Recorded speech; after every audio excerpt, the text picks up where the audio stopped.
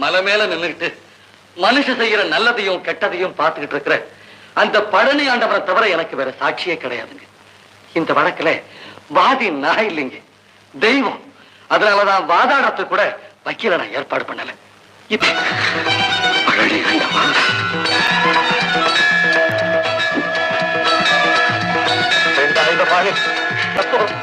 அநீதிக்கு தாவற்றி, அக்கிரமத்துக்கு தாவற்றி நான் வணங்குற தெய்வமான உனக்கு படு தோல்வின்னு நான் பதறி போயிட்டேன்ப்பா.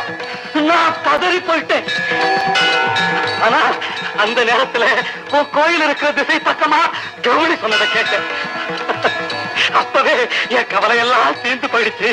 என்ன காப்பாத்துறதுக்கு நீ வந்துட்டேன்னு நான் பூரிச்சு போயிட்டேன்ப்பா. உன்னை நம்புறவங்கள நீ எப்பவுமே கைவிட மாட்டேன்னு நிரூபிச்சு காண்பிச்சுட்டப்பா. என் தெய்வமே நிரூபிச்சு காண்பிச்சுட்டப்பா.